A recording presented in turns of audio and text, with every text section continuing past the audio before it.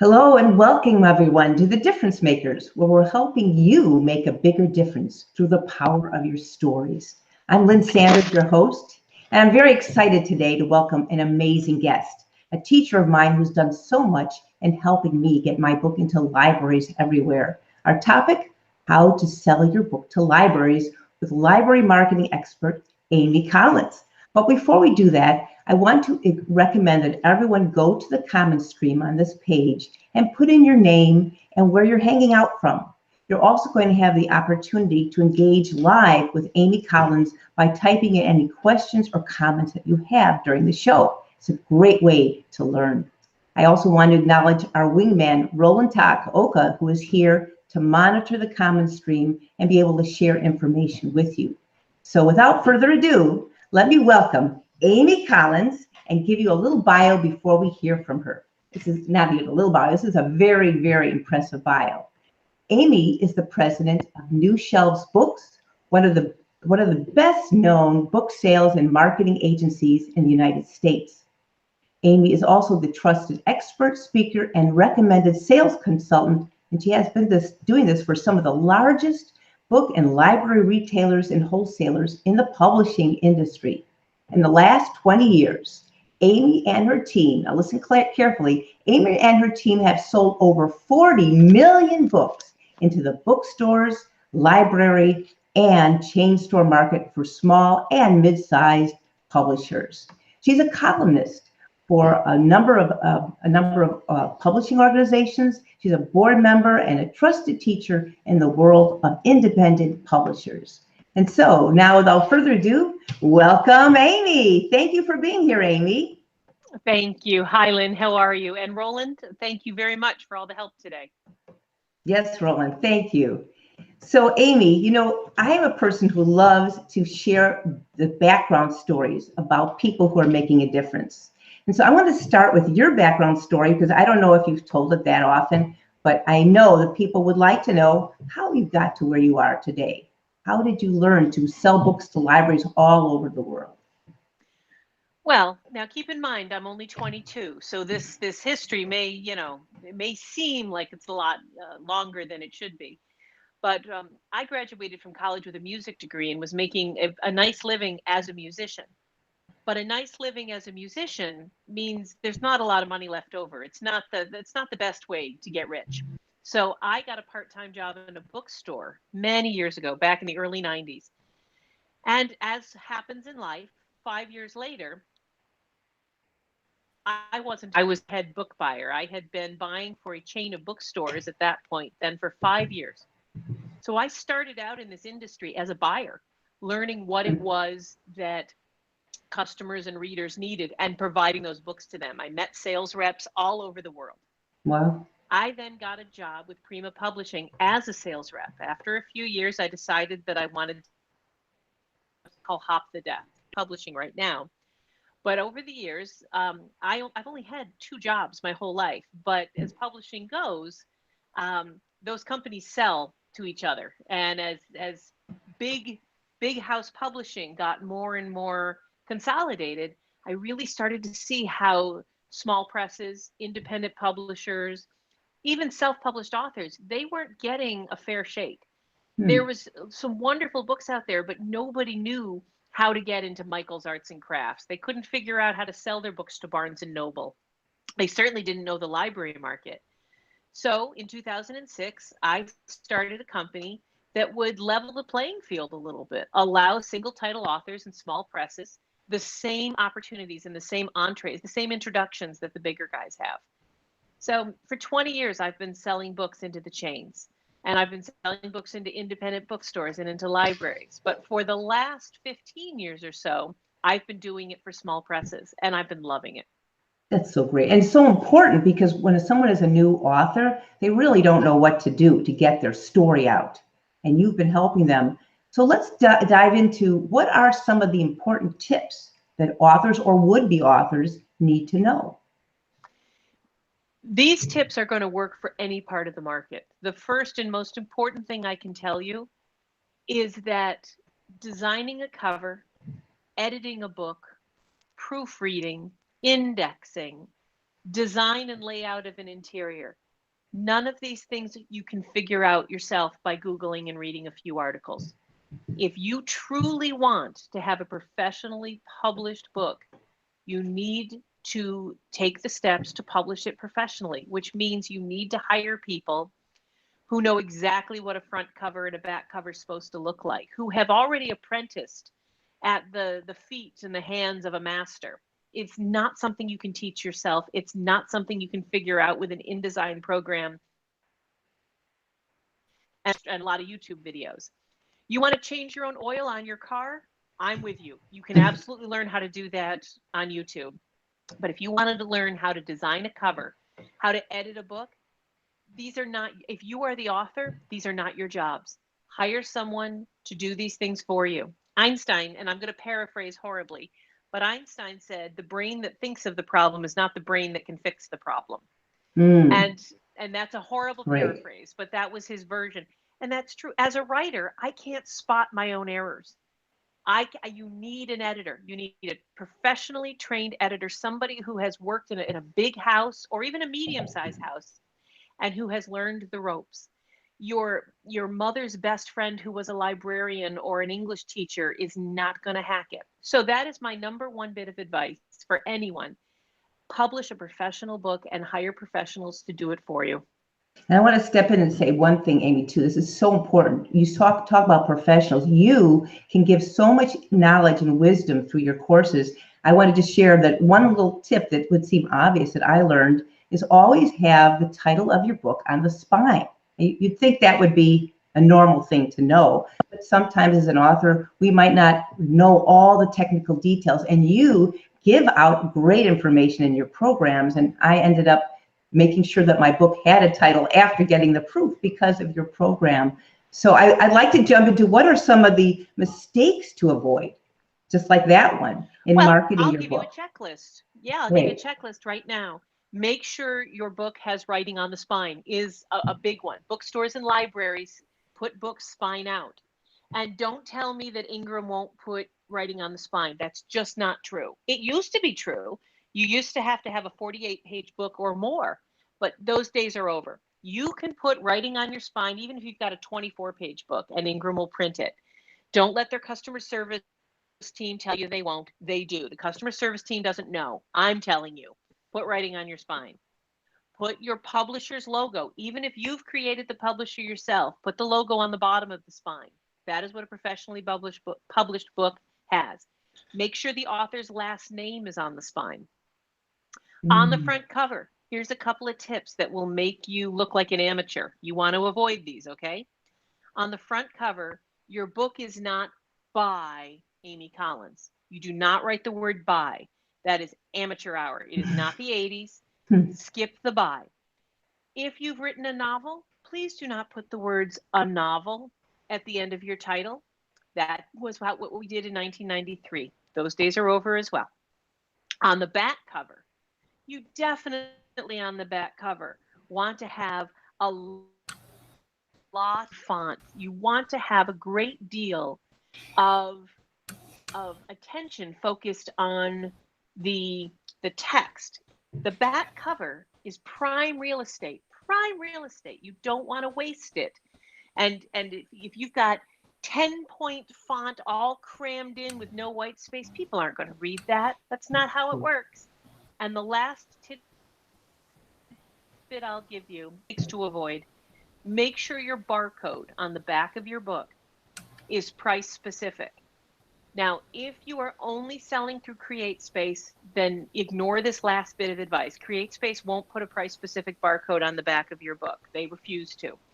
But if you go through Ingram, any other printing, if you want to be in bookstores and libraries, if you want to be taken seriously, if you want your book to look like it was professionally published, you set a retail price for your book, you embed that price in the barcode, and you put that barcode on the back of your book. And you do not tell me, well, what if I want to change the price? You know why? Because professional publishers don't change the price. They set a retail price and they live with it. And they don't change that price until the next edition. Wow, this is really great information. I'm hearing from Roland that we have some people in our audience we'd like to acknowledge for a moment and Anyone listening, please feel free to jump in with any question so that you can get your questions answered. Go ahead, Roland. Would you share with us who's on our program today listening? Glad to do that. The beauty of the construct that we have going is that there are people on your webpage who are commenting, and we can communicate with them live. So the people I would like to first of all acknowledge are Carmela Martino, Hi, Natalie Rompella, and there's another here,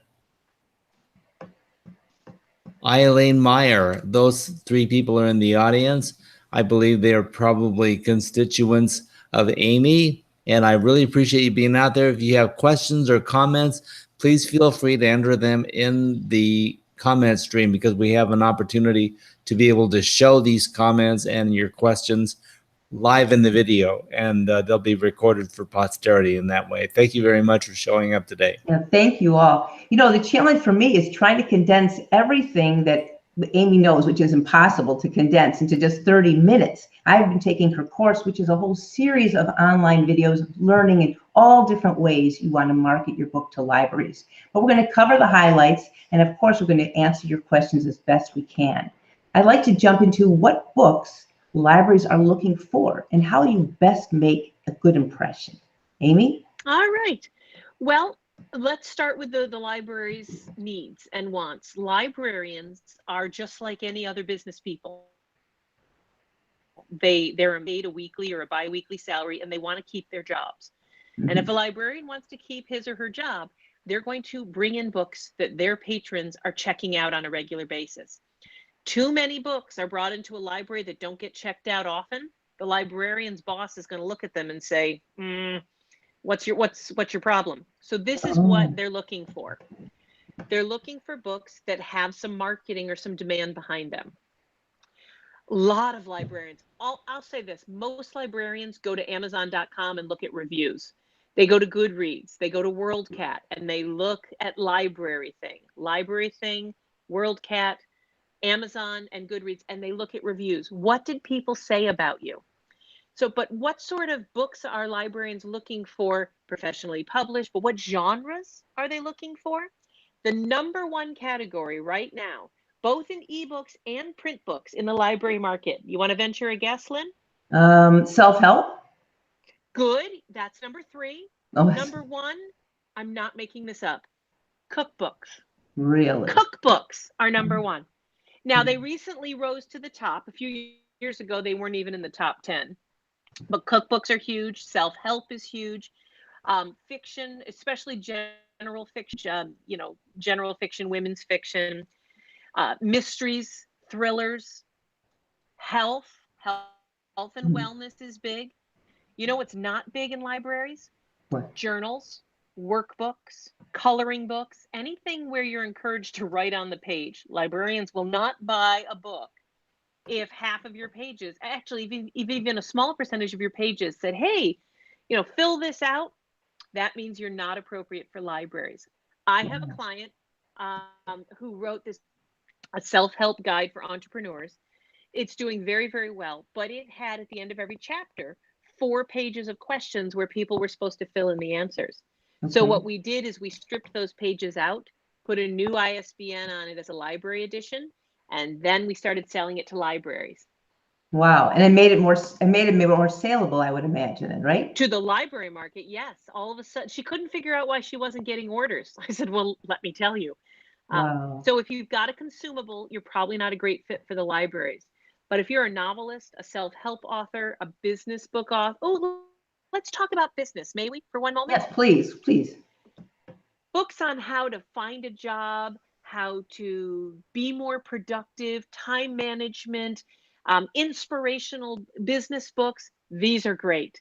Who Moved My Cheese? You write the next Who Moved My Cheese. You're going to be in every library in America. Wow. If you've written a high-end leadership book or a high-end, serious finance book, not a lot of CEOs are hanging out at the local library. So be aware when we say business books that we're talking about business books geared towards a certain reader. When I say that memoir, the number 2 category in nonfiction is memoir and biography. Everyone gets very excited when I tell them that because everyone's written a memoir. They don't mean your memoir, I'm afraid. They want Jimmy Carter's memoir, Kim Kardashian. What they're looking for is, Gillian Welch's book, the Bob Dylan biography. So although biography and memoir is number 2, they're probably not talking about your breast cancer memoir and how you rode a motorcycle to Oregon. That's not what they're looking for. Wow, that's really good information. I hope everyone is taking notes on this. This is really helpful. I also appreciated the fact that you gave templates of sample letters in your course and how to approach people with even sample scripts. Could you just kind of give a little overview of what are some tips when people are actually approaching a library that they need to know so they look professional? The number one thing, the first thing you have to remember when you approach a library is that you approach them. You can approach them and tell them all about you and your book and what you want, or you can approach them with the idea that you understand that they have goals and wants and needs, and you're here to help them get those goals, wants, and needs taken care of. So here's an approach I would do to a librarian, either on the phone or typing on my keyboard. Hi, my name's Amy. I've written a self-help book, and I'm not sure, are you the self-help acquisition librarian? Oh, okay. Well, that's Sally. Could I have Sally's email? Thank you. Listen, Jillian, I really appreciate it. That's usually how the first call goes. Right. You don't launch into who you are and what you want. You start by asking, for the right person. Now I've got Sally's phone number. Sally, my name's Amy Collins. Jillian gave me your number. I hope this isn't a bad time. When I'm on the phone or in person, I always start by asking if it's a bad time. You don't have to do that on an email. And then I say, I or we are launching a marketing campaign that is going to be trying to drive traffic into libraries in your area. I have a self-help book, and I'd love to send you a sales sheet on it, a 1-page sheet on my book, or more information in any way you need. But what we're going to be doing is we're going to be running some Facebook ads or Google ads or newspaper. We're going to be running a couple of ads, and we're going to be directing people to the libraries that choose to stock my book. I would love to send you some information about this book to see if it's a good fit for you. Oh, okay. And you prefer a PDF. Okay. And you send that out. That's how I approach librarians. You will notice, Lynn, yes. I didn't even talk about my book. Right. I told them it was a self-help book. They don't care. They do not care. They see hundreds of books every hour, thousands of books a day. What they want to know is, you're treating me like a business person and you're going to drive traffic to my library? Yeah, I want to see your book. That is so great. That's how I do it. Yeah, in marketing, everything is what's in it for me. So you're looking at the benefits to the librarian, not just look at me. It's how can I help you? Great way to turn that around. I was impressed to know that you sold over 40 million books. I mean, I can't even imagine 40 million books. How did you go about that process of selling so many books to libraries and stores across the country and beyond? Well, it helps to have really quality books. Some of those books, a lot of them were New York Times bestsellers, and that definitely pumps my numbers up, I'll be frank. Okay. But when I'm working with an author whose book's about to explode and really start selling, they have one thing in common. They market their books. They attract readers, and they work their tail. Every book, yes, I have sold 40 million books, but you know what? I would not have come close to those numbers if the authors weren't doing all the heavy lifting. I sell books to Costco, to Walmart, to Barnes and Noble. That's great. That means I sold the books to them. But it's not really a sale until somebody walks into that Walmart, takes the book off the shelf, takes it to the cash register, checks out, takes the book home and spills coffee on it and loses the receipt. Then it's a sale. Until that point, it could be returned. Books are returnable. So I have nothing but the highest respect for authors who understand that once you've given birth to a book, that's when your job really begins. It is then time to start raising that book. So if you've got an author who's willing to do radio and newspapers and blogs and really pound the pavement, I can get you in anywhere you want to go.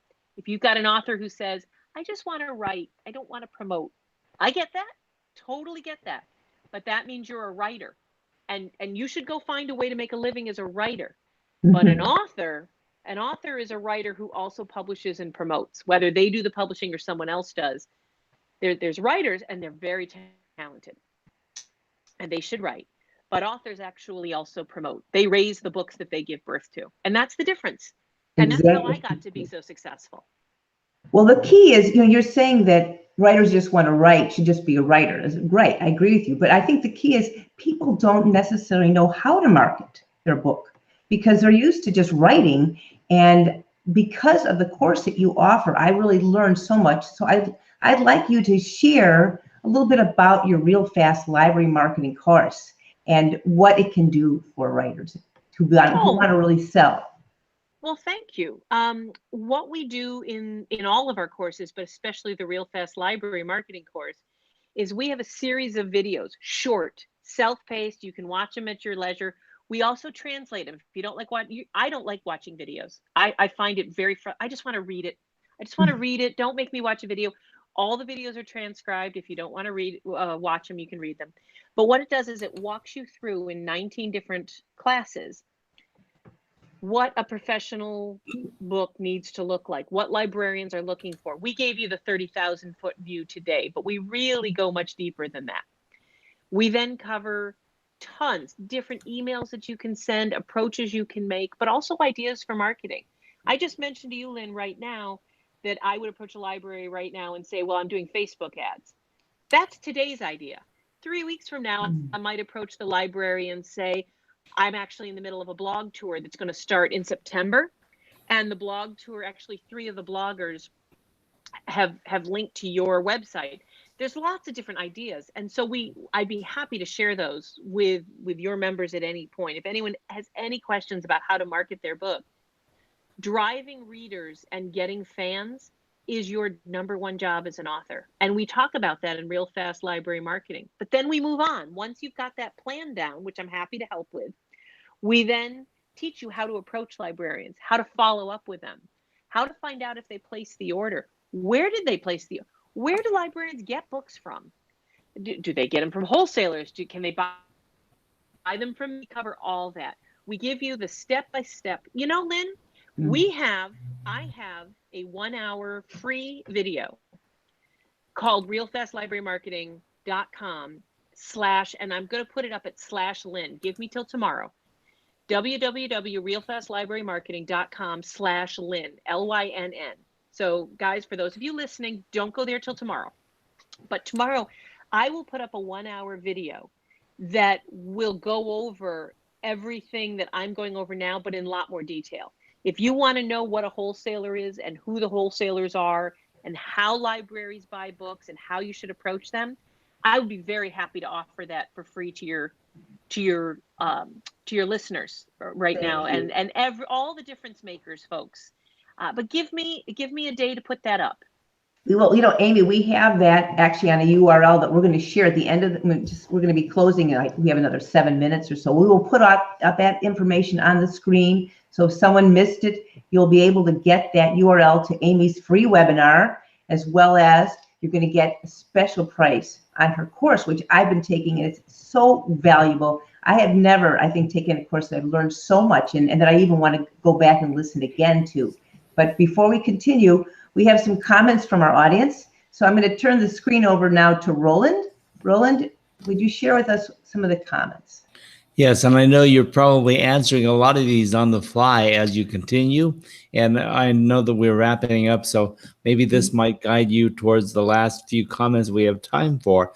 But early on, Eileen Meyer was really curious on how an author can help their publisher with library presence. So this is covering a lot of that same stuff. And then also... No, I can answer that.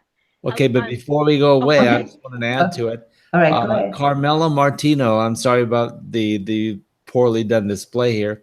What are the most important things for an author to do to market her book if published in a novel with small press? Great. All right. So those are our 2 questions. Two very good, well thought out questions. If you have a publisher and if they're trying to sell to libraries and you want to help, The easiest, fastest, and best way, cheapest way you can help is create a sheet. On the sheet, put a color copy of your book cover in the upper right-hand corner or left-hand corner. I don't care. The title of your book, the ISBN, the author name, 3 sentences, a very brief description of your book, and then underneath that, a little letter, dear librarian. And I actually have a copy of this. You know what, Lynn? I'll send it to you. You can, and if anyone wants of this, you can either email me or Lynn. We'll get this to you. But it says, dear librarian, I would like to check this book out from your library, and I am requesting that you get this book so that I can check it out. And you give it to all your friends. You email it to everyone around the country, your cousin Bertha, your college roommate, and they will print this sheet out, take it to their library. And the librarian who's in charge of acquiring books is not sitting at the front desk. She's doing other things. You say, I'd like to leave this for the acquisition librarian. I'd like to check this, I'd like to borrow this book, but you don't have it. So you have 50 or 60 of your friends go to 50 or 60 libraries and hand these sheets. That's brilliant. You get at least 10 or 20 orders out of that. That is brilliant, Amy. That's fantastic. I love it. What can I say? I didn't make that up. And then the second question, how can you market if you're published by a small press? Well, the answer is the same. If you're published by HarperCollins or Author Solutions or a small press that no one's ever heard of, or if you published it yourself, reviews. It's all about reviews. It is third-party, independent reviews. Do not ask your college roommate. Do not ask your mother. Do not ask your sister. And you will ask 8 friends to review your books, and they will all tell you they'll do it, and none of them will. That's not how you get reviews. I want you guys to hear me. The fastest, the easiest way to start driving sales is to get independent third-party reviews. And as much as I'd love to, and Lynn, if you have me back, I'll teach people next time how to do reviews, but there's classes, there's webinars, there's articles on my website. Sandy Beckwith at Build Book Buzz is a fantastic resource for that. But learn how to get reviews and you will start selling more books. Wow. Now, how would testimonials from named people be, Amy? People who have a presence. Those are endorsements. You put those on, you post them on Amazon, you share them on social media, you take out ads both on Facebook and in the newspaper where, Lee Child says my book is the best thing ever. You do not stop sharing those testimonials and endorsements. And the third-party reviews from magazines, newspapers, even readers, start sharing them. It's not enough to have a good book. You have to tell people every day that other people think you have a good book. Right. I think I'm brilliant, but that doesn't matter. What I need is other people and what they think. Exactly. And that's what matters, is third-party independent verification. There was a study by Verso Digital, VERSO Digital, that came out last December. And it showed that 82% of new book purchases last year, 2017, happened because of personal or social media recommendations and reviews. Wow, that's unbelievable. Somebody 82%.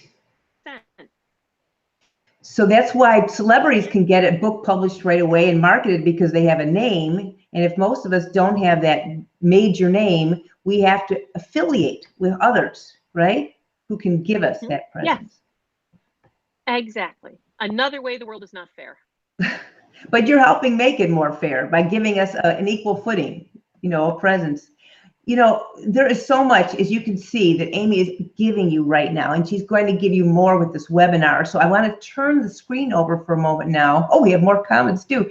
We're going to turn over in just a moment to the final slides where you can get Amy's free webinar that is chock full of every kind of information you would possibly want to know.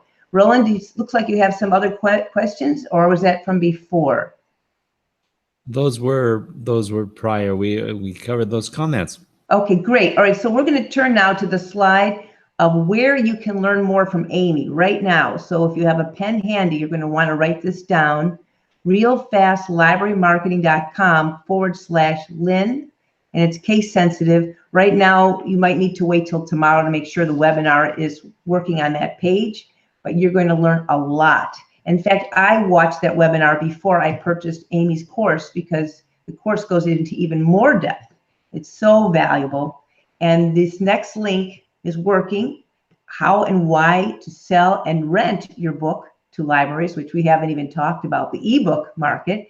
Real fast, librarymarketing.com/DMM for Difference Makers Media. And Amy is also giving you a special gift, a discount on this course, major discount till the end of the month. So you want to take a good look at that. And then Amy, do you have any, before we go, do you have any final words of wisdom, anything you would like to share with our audiences to help them sell their book to libraries? I guess my favorite thing, and you know, your program is called Difference Makers. The thing that has made the biggest difference in my career and in my author's life is this: do it anyway. I know you don't want to promote your book. Do it anyway. I know that taking classes is expensive and time consuming. Do it anyway. My last bit of advice is, if you do one thing a day, just one thing, your book month, then if you don't, one thing, just choose one newspaper to investigate, choose one blogger to say hi to, choose one social media outlet to maybe learn about and see if it's something you're willing to try. Choose one reviewer that you start reading their reviews to see if your book might be a good fit. Just one thing a day. What a huge difference one thing a day makes. But if you don't, I'm afraid that a month from now, you're going to be right where you are. And so my advice to you is just do one thing every day. I love that. And I want to give a special testimonial to you, Amy. I don't know if I shared this with you earlier, but through your course, I learned how to prepare my one-page information sheet, my sales marketing sheet, testimonials page. I put a whole package, a media kit together, thanks to Amy's wisdom that I got from her course. And it's more than paid for itself. At the end of this month, I'm really excited, Amy. I'm going to be speaking at 2 libraries in Michigan. And I got sponsors to cover our travel costs, and the libraries are also paying me, and the sponsors are each paying for 80 books to the libraries. Isn't that great? Thank you. That is what I'm talking about. Yes. So if I hadn't taken your course, I would have no idea of how to, reach out to libraries in a professional way, much less remember to put the title of my book on the spine. So I'm very indebted to you, Amy, and I'm so grateful. And everyone here should be really grateful because Amy is a giver. She is a true difference maker. And I think you really want to be connected to her. If you don't know her now, you've got to know her in the future. And you can go to her course and learn everything you really need to know. So without further ado, I'm going to ask Roland to turn to our last slides. So you saw Amy's course here. Wait, stop right there, Roland. If you want to reach Amy directly, this is her website, newshelves.com. You can also email her, info@newshelves.com. There's that gorgeous picture. And then, Roland, if you turn to our last slide, if you would like to stay subscribed to our interviews and learn from more difference makers, you can go to my website and opt in for the 7-step story guide. It's going to give you great tips how to build impact from your stories. And actually, just to share with both of you, I'm going to be interviewed tomorrow by an organization called the Wellness Universe, which is all about your inner and outer health, both mental, emotional, spiritual, physical. And the story the interview I'm giving is all about making an impact through your story, just like today. So please subscribe and please connect with Amy. And I just want to thank you all again. Thank you, Amy, for everything you've done. Lynn. And thank you, Roland. And thank you, Roland, for being such an invaluable part of our team. And I want to just welcome all of you again and say, go ahead, make your difference, be amazing. You all have it within you. You just have to be willing, as Amy said, to take one step a day, do one thing, and it will make a difference. Make a difference. Have a great day. Bye-bye.